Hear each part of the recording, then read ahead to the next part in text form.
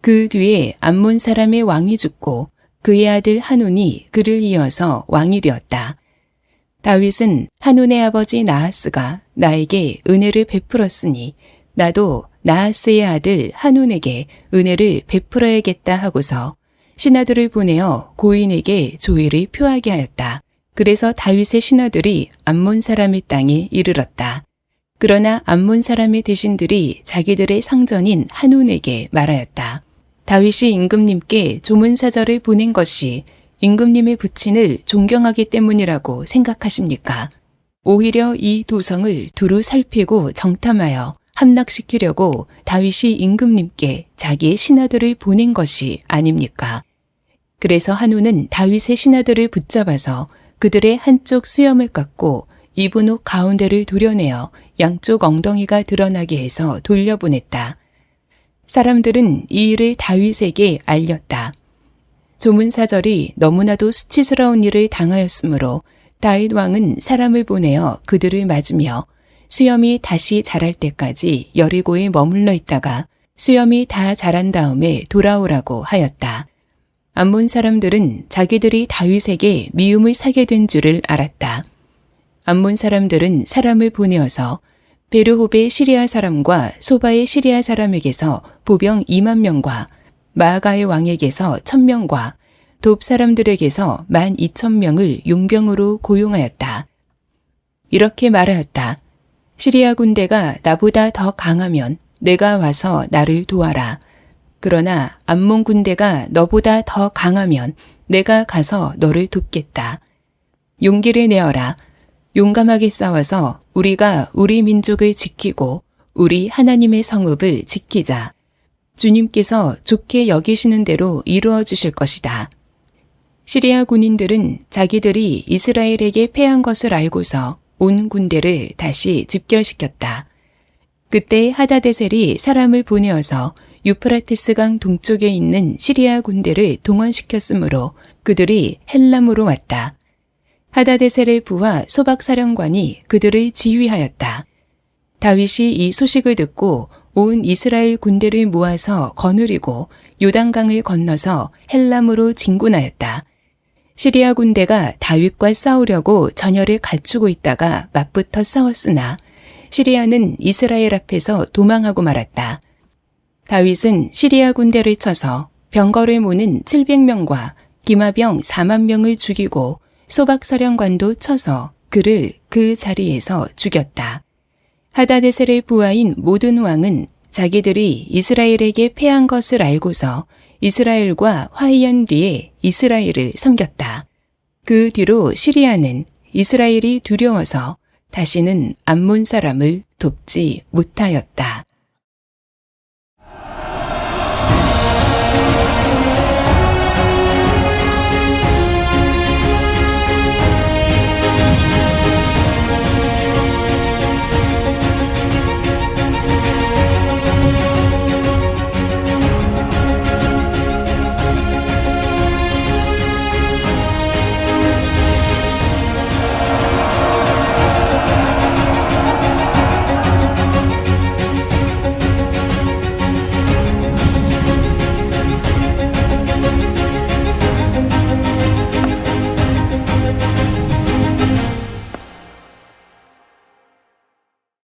우리 오랜만에 사무엘하 하나님의 나라를 세우는 사람 12번째 시간입니다. 하닷 에셀은 쉽게 사라지지 않는다라는 제목의 말씀을 나누겠습니다.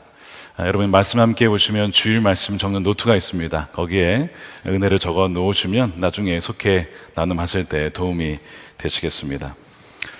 지난 주간은 대선이 있었습니다. 새로운 대통령이 세워졌습니다. 지난 7개월 이상의 국가 최고 지도자의 공백을 이제 메꾸고 새로운 시작을 시작했습니다. 하나님의 허락하심이 아니면 어떠한 권세도 세워질 수 없기 때문에 우리는 이 나라의 대통령이 하나님의 뜻에 또 하나님의 공의와 진리로 이 땅을 통치할 수 있도록 함께 기도해야 할 것입니다. 국민의 통합을 이루고 민생 경제가 회복되어지고 하나님의 나라를 세워나가는 그 일이 이루어질 수 있도록 우리 모두 여러분들이 깨어서 기도해 주시기를 부탁을 드립니다.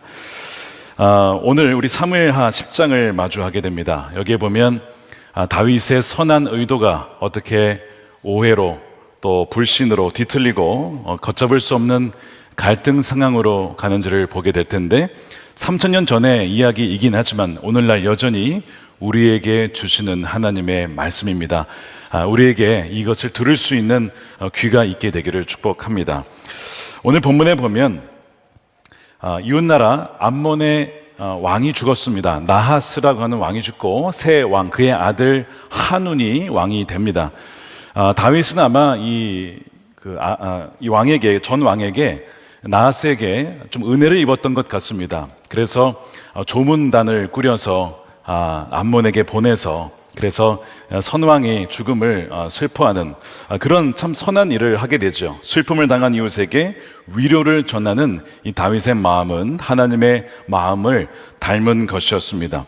그런데 이 다윗이 순수하게 이렇게 했는데 이 한운의 부하들은 그것을 그렇게 보지 않았습니다. 조문단이 왔을 때 그것을 정말 이 다윗의 선한 의도나 자비로 보지 않고 의심의 눈초리로 보았습니다. 그러면서 왕에게 이렇게 조언을 하는 거죠. 3절입니다. 다윗이 임금님께 조문사절 보내는 것이 임금님의 부친을 존경하기 때문이라고 생각하십니까? 오히려 이 도성을 두루 살피고 정탐하여 함락시키려고 다윗이 임금님께 자기의 신하들을 보낸 것이 아니겠습니까? 의심하라는 겁니다. 절대로 선한 의도로 온 게 아니라는 겁니다. 이렇게 신하들이 조언을 해요. 한우는 본래 선한 마음으로 받으려고 했는데 신하들이 이렇게 얘기를 하니까 그런가? 이렇게 생각을 바꾸게 되는 것이죠. 이런 불신의 속삭임은 한운의 마음에 심겨졌고 다윗의 이 헤세드를 베풀리라라고 했거든요. 은총을 베풀리라. 그것은 모욕으로 되돌아오게 됩니다. 결국 다윗의 신하들은 수치를 당하고 숨을 깎이고 또한 엉덩이를 드러낸 채 그렇게 쫓김을 당하는 그런 일을 당하게 되죠. 여러분, 이런 일들, 즉 선한 의도를 의심으로 바꿔버리는, 이런 뒤틀어버리는 일은 계속 있어 왔습니다. 여러분, 창세기 3장에도 보면 하나님께서 아담에게 다 너가 먹어도 되는데 선악을 알게 하는 나무 먹지 마, 그 열매를 먹지 말라고 했죠. 그때 나중에 이제 하와에게 뱀이 와서 하나님의 말씀을 뒤틉니다. 그러면서 하는 얘기가 창세기 3장 1절이죠. 하나님이 정말로 너희에게 동산 안에 있는 모든 나무의 열매를 먹지 말라고 말씀했느냐? 이 얘기는 하나님이 선한 분 아니야. 하나님이 선하신 분이라면 모든 나무를 먹게 해야지 열매를 왜 그 열매는 먹지 못하도록 막느냐? 하나님은 너희를 억압하는 분이야. 하나님 너희가 진정 자유하기를 원하는 분이 아니야. 이렇게 의심하게 만드는 겁니다. 하와가 바로 이 의심의 이 얘기가 마음에 새겨졌어요. 그리고 결국 그것을 따먹게 됩니다. 여러분, 이 지금 한운의 부하들이 하는 이야기, 이 의심을 불어넣는 것은 그때나 지금이나, 즉 마귀가 우리에게 하는 일과 굉장히 흡사합니다. 특별히 하나님과 우리의 관계에 있어서 그렇죠. 하나님께서 헤세드의 사랑, 즉 계약 관계가 아닌 언약 관계로 우리를 사랑하시고 우리를 용서하시고 우리를 받아주시는 그 사랑을 베풀 때에 사람들이 그걸 정말 마음으로 받을까요? 여러분 그러십니까? 하나님의 사랑을 진정 믿으십니까? 하나님의 자비하심을 믿으십니까? 어쩌면 마음속에서 이런 속삭임이 있을 수 있어요. 나는 자격이 없어. 하나님은 나에게 관심이 없을 거야. 하나님을 오랫동안 모른 척한 나를 하나님은 용서하지 않겠지. 이 문제는, 이 가정은, 이 재정적인 문제든 뭐든 이것은 해결될 수가 없어. 하나님도 어떻게 할 수 없을 거야. 이런 식으로 의심할 때가 여러분 있지 않습니까? 그렇게 해서 구원과 회복의 기회를 그렇게 떠나보내는, 돌려보내는 그런 일들이 우리에게도 있을 수 있다는 겁니다. 관계 속에서, 부부관계 속에서, 부모와 자녀 관계 속에서, 친구 관계 속에서 용서와 화해의 손을 내밀었음에도 불구하고 다른 생각을 먹는 거죠. 다른 속셈이 있을 거야, 이러다가 말 거야, 진심이 아닐 거야. 바로 이것이 한운의 신하들의 속삭임, 바로 마귀의 의심의 속삭임입니다. 여러분, 의심은 물론 항상 나쁜 건 아니에요. 믿음으로 가기 위한 다리가 될 수 있습니다. 하지만 의심은 반대로 불신을 향하는 다리가 될 수가 있기 때문에 우리의 머릿속에 들어오는 모든 것을 우리가 받아들여서는 안 됩니다. 마귀는 우리 안에 어떻게 역사합니까? 여러분, 생각을 통해서 오는 거예요. 우리 안에 있는 모든 생각이 다 우리 생각이 아닙니다. 하나님 음성도 아닙니다. 마귀가 생각을 집어넣는다는 겁니다. 가룟 유다가 예수님의 팔 생각을 어떻게 했습니까? 마귀가 집어넣은 거예요. 그러니까 우리 안에 지금 혹시 들어오는 의심이 있다면 그 의심이 출처가 무엇인지, 그 뿌리가 무엇인지를 우리는 말씀을 통해서 분별할 수 있어야 된다는 겁니다. 이 한온의 신하들의 이야기로 말미암아 한온이 잘못된 결정을 내리죠. 그렇게 해서 다윗의 신하들에게 모욕을 주고 보냅니다. 결국 이 문제로 인하여서 전혀 그러지 않아도 될 문제, 평화롭게 끝날 문제를 전쟁으로까지 끌고 가게 되는 거예요. 그렇게 해서 이 한운이 이 다윗의 주문 사절단을 아주 모욕을 주고 보내니까 결국에는 자신들이 잘못한 것을 알게 됩니다. 자, 그러면 나중이라도 우리가 잘못했습니다, 어떤 화해 제스처나 어떤 회개를 하면 되는데 전쟁을 준비해요. 그래서 뭘 준비하냐면 이 한운이, 이 암몬이 이 시리아라고 하는 용병을 불러냅니다. 수만 명을 데려와서 이 이스라엘을 치려고 전쟁을 준비하게 되죠. 그래서 암몬과 시리아가 연합을 해서 이스라엘 공격하는 그런 전쟁으로 지금 번져가게 되는 거예요. 자, 다윗이 그 소식을 듣고 요압과 아비새를 필두로 하여서 군대를 보내게 됩니다. 그런데 사실 연합군이다 보니까 두려운 마음이 있지 않았겠습니까? 그래서 요압이 그런 얘기를 해요. 너가 불리하면 내가 도우러 갈게. 내가 불리하면 너가 도우러 와라. 저렇게 담대하게 나아갑니다. 그러면서 하나님이 우리를 선하게 하실 거야, 그런 믿음의 고백을 하죠. 사무엘하 10장 12절입니다. 용기를 내어라. 용감하게 싸워서 우리가 우리 민족을 지키고 우리 하나님의 성읍을, 도시를 지키자. 주님께서 좋게 여기시는 대로 이루어 주실 것이다. 비록 상황은 썩 좋지는 않지만 하나님이 우리와 함께 하시니 우리가 용감하게 싸우면 반드시 지키게 해 주실 거야. 요압이 과거에는 이 다윗의 의도와 상관이 없이 이 아브넬을 암살을 하면서 굉장히 참 다윗의 마음을 아프게 했던 사람인데 그 이후에 회개를 했는지 오늘은 제대로 된 말을 하며 고백을 하게 되죠. 하나님께서 이 요압의 담대한 이 믿음의 고백을 받으신 것 같아요. 전쟁이 어떻게 됐을까요? 하나님께서 이기게 하셔서 암몬이 물러가게 합니다. 승리를 거두게 되는 거예요. 자, 오늘 본문이 이렇게 끝나는 것 같은데 본문은 이렇게 끝나지 않습니다. 그 뒤가 더 있었어요. 이렇게 끊으면 참 해피엔딩처럼 보이지만 이야기가 여기서 끝나지 않고 계속됩니다. 자, 15절 보십시오. 시리아 군인들은 자기들이 이스라엘에게 패한 것을 알고서 온 군대를 다시 집결시켰다. 그때 하닷 에셀이 사람을 보내 이프라테스 강 동쪽에 있는 시리아 군대를 동원시켰으므로 그들이 헬람으로 왔다. 이 무슨 얘기냐면 암몬, 처음에 이스라엘과 전쟁을 시작한 암몬은 물러갔어요.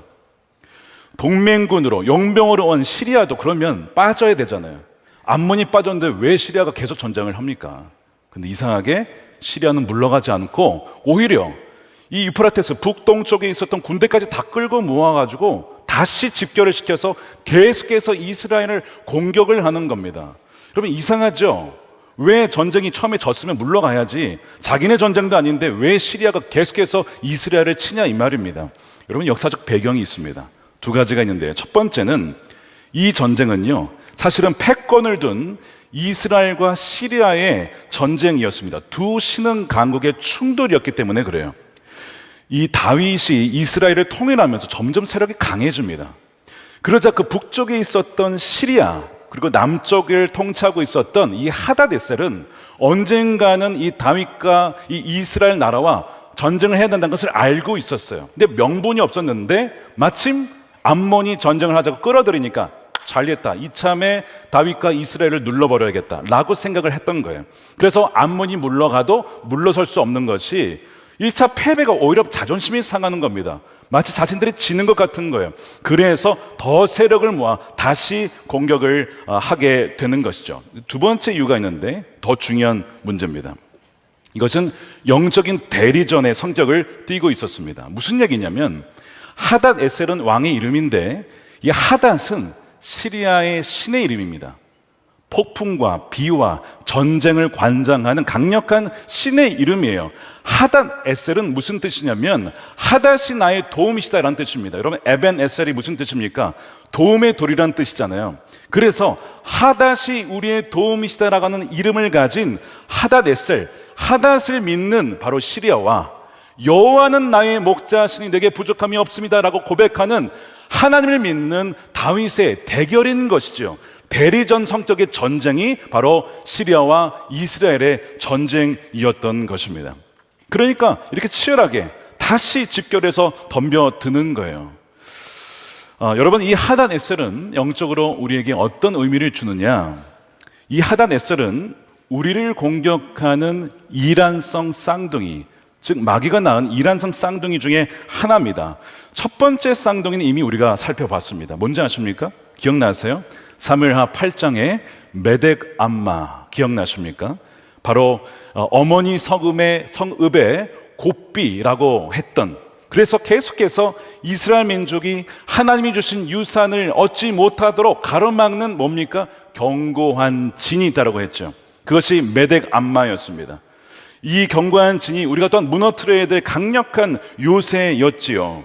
이게 첫 번째로 간다면 두 번째는 바로 오늘 우리가 살펴보는 하닷 에셀입니다. 하닷 에셀은 무엇이냐? 이렇게 정의할 수 있습니다. 포기하지 않고 끈질기게 우리를 공격해 오는 적극적인 대적이며 하나님의 주권 자체에 도전하는 영적인 대적을 상징합니다.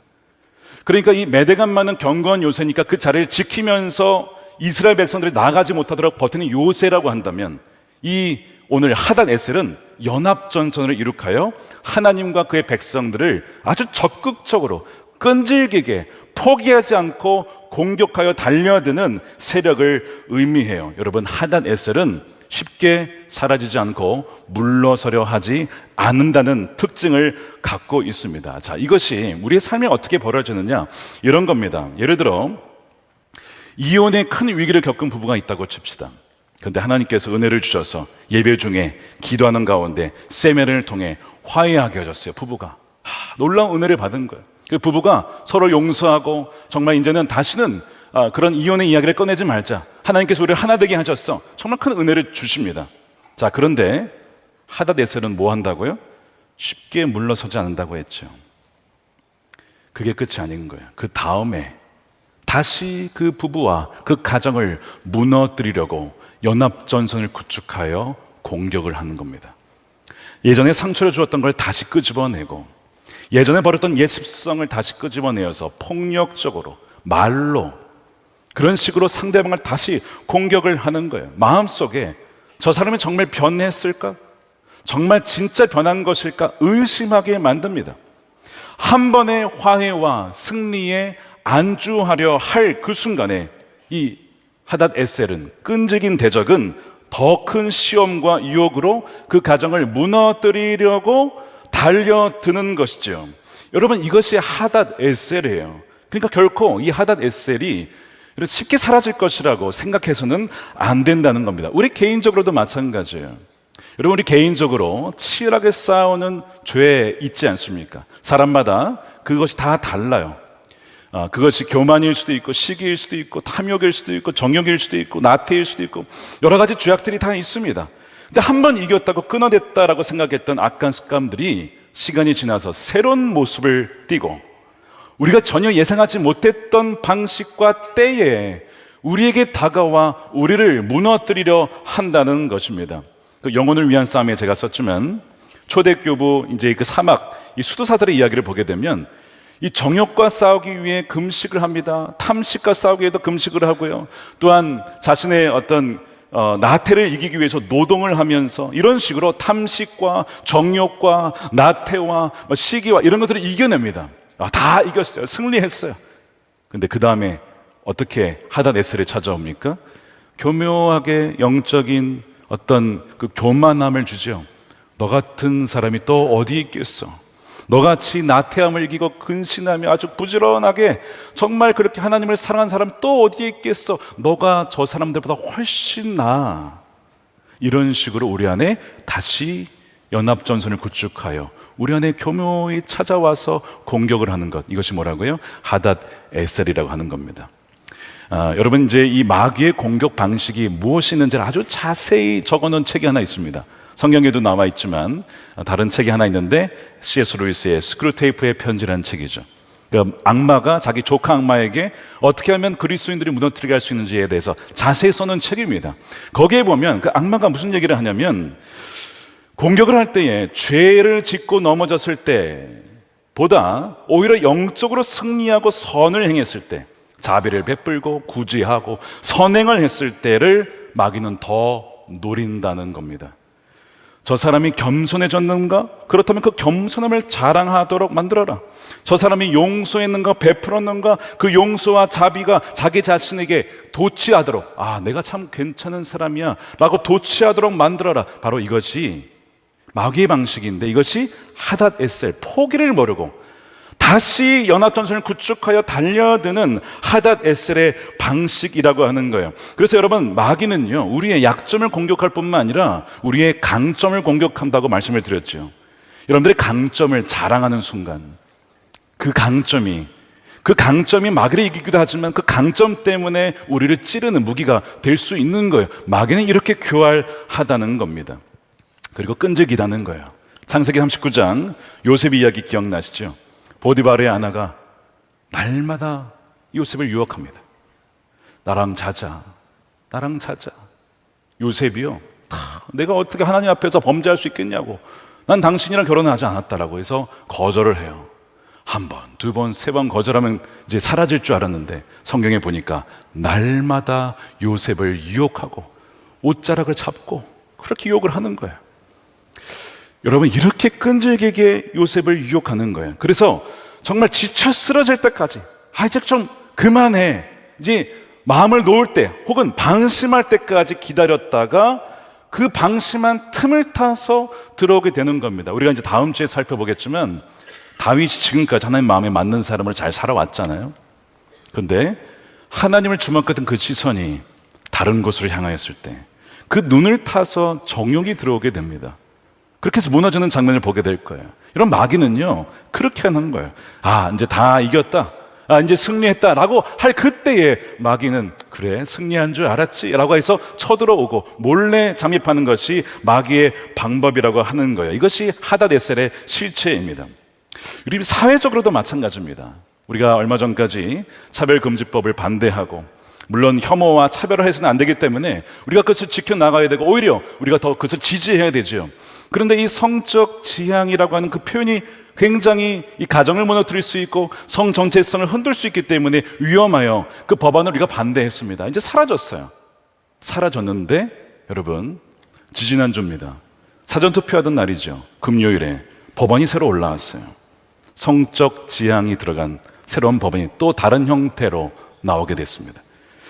며칠간 굉장히 많은 반대를 받아서 다시 그 법안이 사라지긴 했지만, 뭐예요? 여러분, 하닷 에셀은 쉽게 사라지지 않습니다. 틈만 나면 들어오려고 해요. 여러분, 지금 미국의 공교육 중에 다 그런 건 아닙니다. 주마다 틀리긴 하지만 캘리포니아, 뉴저지, 그다음에 일리노이주, 시카고 있는 그 지역은 2020년에 뭘 통과를 시켰냐면 성정체성 교육, 공립학교에 다 가르쳐야 된다, 이렇게 가르칩니다. 뭘 가르치냐면, 너의 성별은 너 스스로 너가 어떻게 느끼는지에 따라 그게 너의 성이야. 너가 생물학적으로 남성이라도 여성이라고 느끼면 그것이 너의 성이 되는 거야 라고 가르치게 되어 있습니다. 기가 막히죠? 어떻게 이런 일이 있을 수 있나 싶은데, 그렇게 가르쳐서 만일 어떤 사람이 남자인데 내가 여성이라고 느끼면 그 사람을 남자라고 부르면 안 됩니다. 히라고 부르면 안 돼요. 그녀라고 불러줘야 됩니다. 그것이 존중하는 법이라고 가르칩니다. 어린 시절부터 그걸 가르치는 거예요. 그것이 이미 그 세계 주에서는 합법화되어 지금 가르쳐지고 있어요. 자동차 회사의 CEO죠. 여러분 잘 아실 겁니다. 그 CEO가 아들이 있었는데 그 아들이 얼마 전 여성이 되었습니다. 성을 바꿔버렸어요. 수술까지 다 해버렸습니다. 그 CEO가 참 마음 아파했어요. 저는 제 아들을 잃었습니다. 근데 그 아들을 잃은 이유를 바로 이렇게 들었어요. 정신을 감염시키는 바이러스 때문에 저는 제 아들을 잃었습니다. 이렇게 얘기를 합니다. 틈만 나면 들어오려고 하는 것이 바로 이겁니다. 우리가 깨어서 기도하며 정말 하나님의 말씀에 기초한 법이 세워질 수 있도록 나가야 되는데, 마귀는 그 틈을 계속 노리고 들어온다는 것입니다. 우리가 지금 직면한, 지금 뭐 한 가지 예를 들었지만 가정과 사회와 정치와 경제와 각 영역 속에 아주 교묘하게 하단 에셀은 끈질기게 파고들여 한다는 것입니다. 자, 그러면 이런 끈질기고 강력한 도전에 어떻게 맞서야 될까? 오늘 본문에 보면 그 힌트가 나옵니다. 17절에 보면 다윗이 이 소식을 듣고, 자, 연합전선을 구축해 다시 온다는 얘기를 듣고 어떻게 합니까? 온 이스라엘 군대를 모아서 거느리고 요단강을 건너 헬람으로 직접 진군을 하게 됩니다. 굉장히 중요한 부분이에요. 뭐라고 되어 있습니까? 온 이스라엘이 하나 되어 나왔다는 거예요. 저는 이 말씀을 묵상하면서 거대한 적과 맞설 때에 개인의 힘과 소수의 용맹함이 아니라 연합된 하나님 나라의 백성들이 하나 되어 나갈 때에 승리할 수가 있다는 것입니다. 그리스도인들이 좌와 우로 나뉠 때가 아니라는 거예요. 우리의 기준은 무엇입니까? 예수 그리스도이시고 하나님의 말씀이죠. 그 말씀에 따라 살아가고 그 말씀을 선포하고 그 말씀을 증언하며 그 말씀을 변호할 때에 하나님께서 우리와 함께 하시며 그 승리를 허락해 주신다는 거예요. 아무리 하다데셀이 그 영혼을 빼앗아 가려고 하고 가정을 파괴시키려고 하고 다음 세대를 또한 그 영혼을 무너뜨리려고 한다 할지라도 주님께서 뭐라고 하셨습니까? 음부의 권세가 교회를 이기지 못할 것이라고 약속하셨습니다. 이 믿음으로 나아간 저와 여러분들이 되시기를 축복합니다. 여러분, 굉장히 중요한 포인트가 여기 나왔어요. 그동안 사사기에 보면 지파들이 연합을 하지 못했습니다. 서로 싸우고 난리가 났어요. 사울이 왕이 되어도 온전히 하나 되지를 못했습니다. 다윗이 처음에 기름 부음 받았어도 한동안 7년 반은 갈라져 있었어요. 남과 북으로. 그런데 하나 되게 하시고 통일 이스라엘을 이루었어요. 그렇게 하나가 되었을 때 하단 에셀이 연합전선으로 공격해 와도 그것을 이겨낼 수가 있었던 것처럼 주님 뭐라고 하시냐 말씀에, 너희들은 그리스도 안에서 하나다. 너희의 자라온 배경, 지역, 혈연, 학연 상관이 없이 이제는 우리의 정체성은 그리스도 안에서 그리스도인이라는 것이 가장 우선적인 정체성이라고 하는 거예요. 우리가 천국에 가면 우리가 대한민국 국민으로 서게 될까요? 그렇지 않습니다. 우리는 하나님의 자녀로 서게 되는 거예요. 그게 가장 우리의 정체성을 되는 겁니다. 왜냐하면 그 나라가 되면요, 더 이상 민족과 나라 그 구별이 의미가 없어지는 거예요. 이제는 하나님 아버지께서, 주님께서 통치하시는 그 나라의 백성이 되는 것이기 때문에 그렇습니다. 주님께서 모든 사람들의 원수가 되었던 그 담들을 무너뜨리셨다라고 말씀했죠. 십자가에서 모든 담을 다 허무신 것입니다. 그리고 이제는 그리스도 안에서 우리는 뭡니까? 하나라고 하는 것이죠. 갈라디아서 3장 28절 우리 말씀을 함께 읽어보겠습니다. 시작. 유대 사람도 그리스 사람도 없으며 종도 자유인도 없으며 남자와 여자가 없습니다. 여러분 모두가 그리스도 예수 안에서 하나이기 때문입니다. 여러분이 그리스도에게 속한 사람이면 여러분은 아브라함의 후손이요 약속을 따라 정해진 상속자들입니다. 아멘이죠. 자, 우리 이렇게 인사하겠습니다. 우리는 그리스도 예수 안에서 하나입니다. 인사하겠습니다. 그리스도 예수 안에서 하나입니다. 우리는요 하나님의 상속자들입니다. 아멘입니까?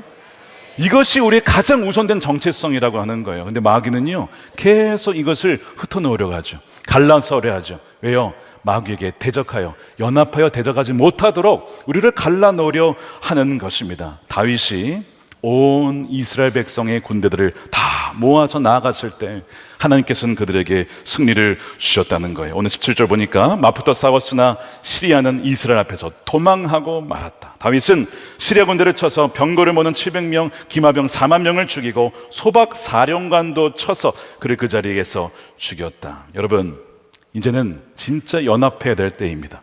무슨 연합일까요? 기도의 연합입니다. 여러분, 가정에 여러 가지 이슈들이 많죠. 부부간에, 자녀간에, 또 부모와 자녀간에. 근데 그러면 그 싸움의 배경에는요 바로 이 하닷 에셀로 상징하는 마귀가 있기 때문에 혼자 힘으로 싸워서는 안 됩니다. 어떻게 기도해야 됩니까? 속교회 안에서 지역장님과 속장님과 목사님들과 전도사님들과 교회 공동체가 함께 중보할 때에 강력한 회복이 일어납니다. 제가 행복플러스를 인도하면서 정말 위기의 가정들이 회복되는 것을 배경을 보게 되면 어떤 일이 있었나 배경을 보면 그 가정을 위해서 함께 기도하는 속회와 지역자님들과 또한 목회자와 전사님들이 있었기 때문에 강력한 중보기도의 배경 속에 일어났다는 것을 공통적으로 발견하게 됩니다. 여러분, 기도로 연합하시기를 축복합니다. 함께 중보하시며 기도 제목을 나누며 함께 싸울 때 마귀는 절대 이길 수가 없다는 것이죠. 또한 연합은 진리의 연합입니다.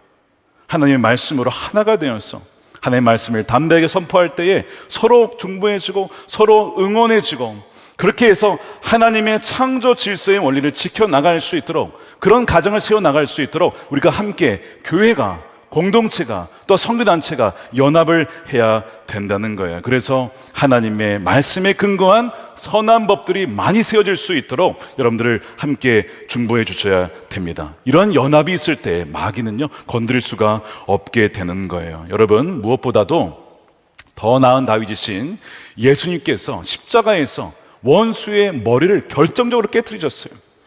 더 이상 마귀는 우리를 어떻게 할 수가 없습니다. 위협은 줄 수 있지만, 몰려들 수는 있지만 우리에게 이미 주님이 우리에게 십자가에서 승리를 주신 줄로 믿습니다.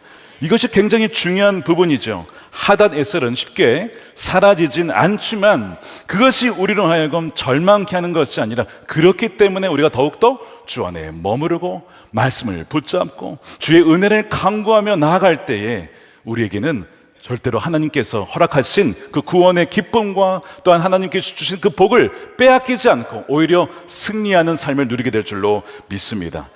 오늘 시편 우리가 2편에 보면요, 세상의 군왕들이 하나님을 대적하려 하지만 뭐라고 되어 있습니까? 이렇게 되어 있습니다. 시편 2편 1절에 어찌하여 이방 나라들이 분노하며 민족들이 헛된 일을 꾸미는가?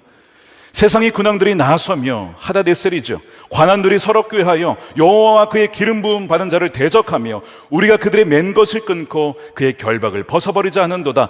하늘에 계신 이가 웃으시며 주께서 그들을 비웃으시리로다.